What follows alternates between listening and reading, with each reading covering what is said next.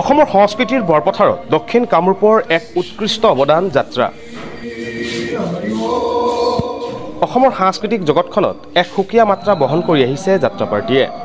বৃহস্পতিবাৰে দক্ষিণ কামৰূপৰ গৌৰৱ যাত্ৰা জগতত নতুনকৈ সংযোজন হ'ল আন এটি নাম বটুক ভৈৰৱ নাট্য পৰিষদ।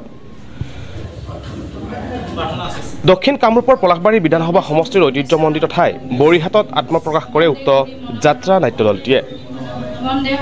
আগন্তুক 2024-25 নাট্যবৰ্ষৰ বাবে এদল নপুৰণি নাট্যযোদ্ধা লগত লৈ দুখন মনোগ্ৰাহী নাটকেৰে ৰাইজৰ সন্মুখত যাবলৈ সাজু হৈছে নাট্যদল বটুক ভৈৰৱ।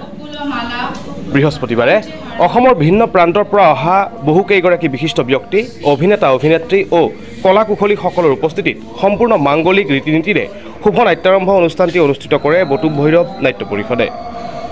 উদীয়মান যুৱক কল্পজ্যোতি কলিতা আৰু নাৰায়ণ কলিতাৰ বলিষ্ঠ প্ৰযোজনাত গঢ় লৈ উঠা নাট্যদলটিৰ পৰিচালনা কৰিব নাট্যশিল্পী অনন্ত দাস আৰু বলেন ৰাভাই।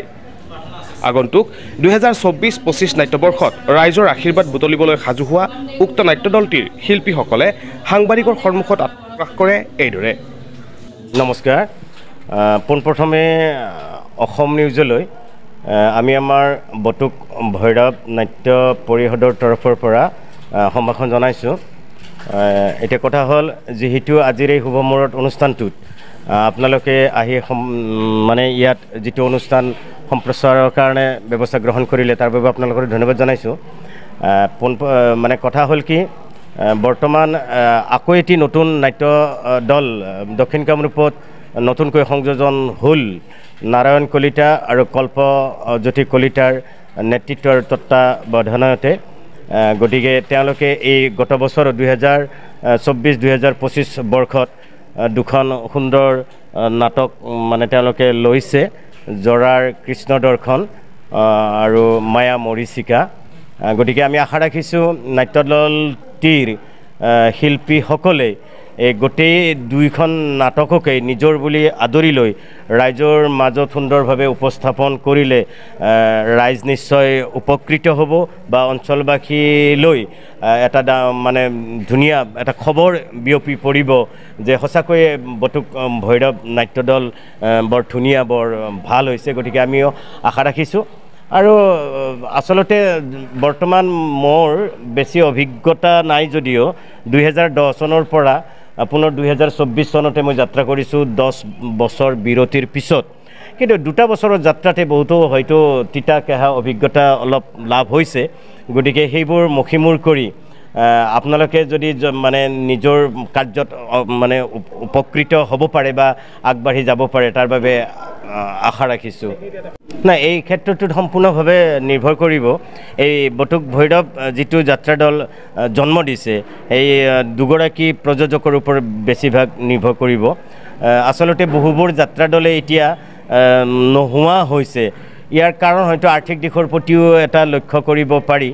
কাৰণ আচলতে মানে পাৰ্টি গাই বা যাত্ৰা কৰি যিমানখিনি যি ধৰণে পাব লাগে সিমানখিনি উচিত ধৰণে পোৱা নাযায়, আৰু শিল্পীসকলকো যি ধৰণত দিব লগা হয় সেই ধৰণত দিব পৰা অৱস্থাটো অকণমান কম হয়। বোধহয় তেনেকুৱা এটা আৰ্থিক অস্বচ্ছলতাৰ পৰিস্থিতিতে হয়তো কিছুসংখ্যকে 1-2টা বছৰ এটা ধুনীয়া ধৰণকৈ পৰিৱেশন কৰি অগ্ৰগতি লাভ কৰি তাৰপিছত হয়তো মানে তেওঁলোকৰ মনবিলাক অলপ কমি যায়, এনেকুৱা ধৰণৰ এটা হ'ব পাৰে। কিন্তু মূল কথা হ'ল অৰ্থইটো সৰ্বোচ্চ কথাটো, গতিকে টকা থাকিলেতো একো চিন্তা নাই।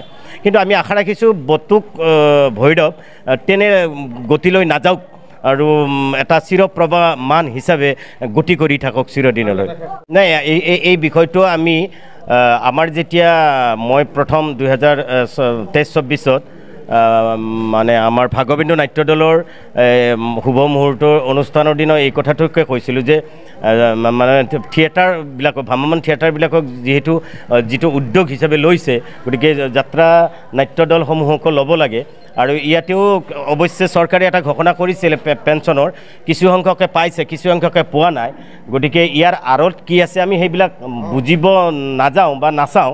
কিন্তু আচলতে এই যাত্ৰা দলৰ শিল্পী বা যাত্ৰা দলৰ প্ৰযোজকসকলকো তেনেকুৱা ধৰণৰ এটা উদ্যোগ লৈ, চৰকাৰে যদি উদ্যোগ লয় আৰু বিশেষকৈ পেঞ্চনৰ যদি এটা ব্যৱস্থা কৰিব পাৰে তেতিয়াহ'লে শিল্পীখিনিৰ অকণমান সহায়ক হয়। এটো অবশ্যই সৰকাৰেৰ লগতেই কথাটো হ'ব, কাৰণ ৰাইজে কি কৰিব ইয়াত কোনো ধৰণৰ মানে এটা নিশ্চয়তা ল'ব নোৱাৰি। আৰু গম পোৱা মতে এই যিটো শিল্পী পেঞ্চন এই শিল্পী পেঞ্চনটো কিছু সংখ্যক যাত্ৰা দলে একালীনভাৱে পাইছে কিন্তু কিছু সংখ্যকে যাত্ৰা দলৰ প্ৰযোজকসকলে পোৱা নাই আনকি শিল্পীসকলেও পোৱা নাই গতিকে হয়তো তেওঁলোকৰ কিবা অৱহেলা আছে বা হেমাহি আছে কথাটোত গতিকে পুনৰবাৰ যদি তেনেকুৱা চৰকাৰী ব্যৱস্থা কিবা ল'ব পাৰি বা চৰকাৰৰ তেনেকুৱা সা সুবিধা তো গম পোৱা যায় সকলোৱে এটা সজাগ হ'লে হয়তো এই কাৰ্যটোৰ মুখীমূৰ হ'ব নিশ্চয় পৰিকল্পনাটো বহুত আপোনাৰ 24 যাতে এই আমাৰ যাত্ৰা দলৰ ভিতৰত আমাৰ দক্ষিণ কামৰূপত যাত্ৰা দলৰ এটা বিশেষ নাম আছে সেই অনুযায়ী আগত যাতে এ ক্লাছত যাম বুলি আমি নিশ্চয় আশা কৰিছোঁ সেই আশা যাতে আমাৰ প্ৰত্যেকজন শিল্পীয়ে নিজৰ দায়িত্ব সহকাৰে পালন কৰে আৰু ভৈৰৱক লৈ যথেষ্ট মানে পৰিকল্পনা আমি কৰিছোঁ মানে যাতে নাট্যদলটিয়ে মানে খুব